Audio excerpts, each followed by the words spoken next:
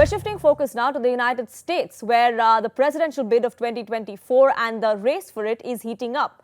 We are perhaps going to be seeing Joe Biden make his re-election announcement later today, but his health is something that has been a matter of debate. It's been in question for the last few years. His infamous tales of falling at Air Force One have been discussed far and wide.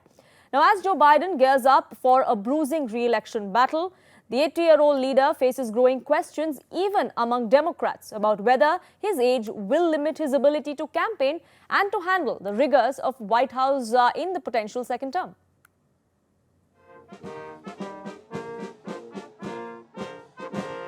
He's going to be 82 when should he be reelected, and if he serves out the entirety of a second term, he'll be closer to 90 than he will be to 80. And this raises lots of concerns, justifiable concerns in my view, about his ability to fulfill all the obligations of the office, concerns about his health, his ability to actually finish out a second term, and what that means for the possibility of a President Harris stepping in. There are lots of concerns that are raised in that space. One more point on this, though. The front runner on the Republican side is no spring chicken either. If it ends up being Trump, he will be 78, which will be, should he win in 2024, that would make him the second oldest person to hold the office. I think the question of Joe Biden's age is going to be fairly significant once he announces and as we move through the campaign. It's important to remember that 2020 was by far not even close to being a normal election with the pandemic, everyone, nearly everyone under lockdown. So he wasn't campaigning like a normal candidate would have been.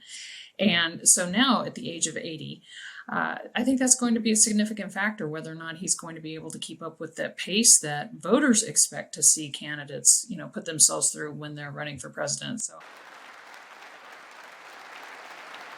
there's a long history of Biden as both candidate and as senator of speaking kind of out of turn or saying things he wish he hadn't said, off the cuff, that kind of thing. And it's not so much that I would be concerned about. It's more the kinds of things that might betray declining mental acuity, but betray flagging energy that he can bring to the office. This is an impossible job. I think we're going to have two very old white men as the front runners in a country that's increasingly diverse and whose average age is less than half, right, than their ages. So, like, what to do here again? I think Kamala Harris could be an asset, a political asset potentially for Biden. At least, she's decades younger than Biden.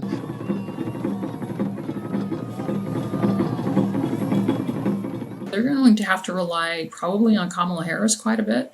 They're going to have to rely on, other surrogates, that really the next generation of leaders in the Democratic Party. And I suspect that they're going to want Barack Obama out on the campaign trail as much as possible. So they've got some people that they can call in, which we saw in 2022, we saw in 2020. But then that doesn't exactly leave a lot of confidence in the actual nominee if Joe Biden can't generate that kind of excitement without calling in the other younger, more charismatic people within the party. Biden's bid has never been about what he personally embodies or about his status as the most charismatic politician in the room. He's not. He's not as entertaining to watch as either Trump or Obama or Reagan or virtually anybody in the last 40 years. But he has been fairly successful at kind of cobbling together this broader coalition. So the question is that enough in our very individual-centric, politician-centric environment, in an environment where we do kind of look to politicians, particularly the president, to be entertaining and to be the focal point of the party and the nation in this specific way? Can Biden make that work again? It's not clear. I think more generally that the thing that the Democratic Party is going to need to do is to figure out how to hand the mantle off to a younger generation, and to the extent that our parties, both parties, are struggling to maintain their cohesion and to be a force for good in disciplining our politics, that's going to be increasingly strained to the extent that they're seen as being, the party of the very old.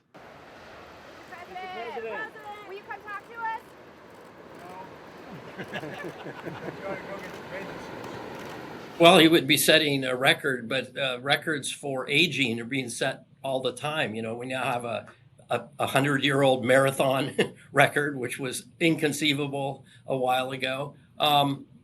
There have been world leaders in the past that have lasted that long, but I think we're in new territory here because we're healthier than we were before, and I think not everybody has realized that fact that an 80-year-old or an 86-year-old today, particularly one that's had a history of good health, is very, very different than an 80 or an 86-year-old was 50 years ago.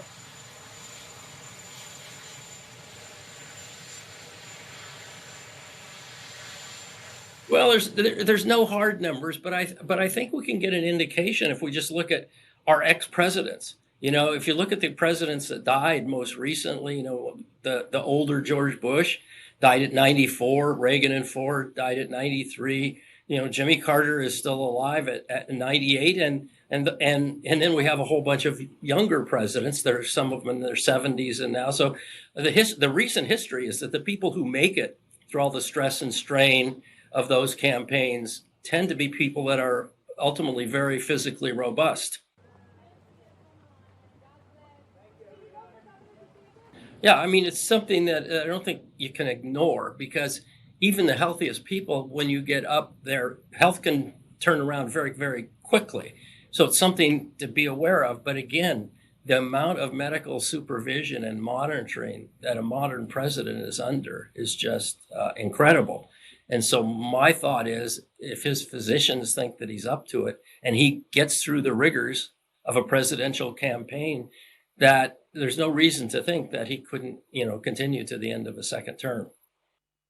With that, it's a wrap from my side, but we're leaving you with visuals of an unusual visitor at an Alaskan cinema hall. Thank you so much for tuning in.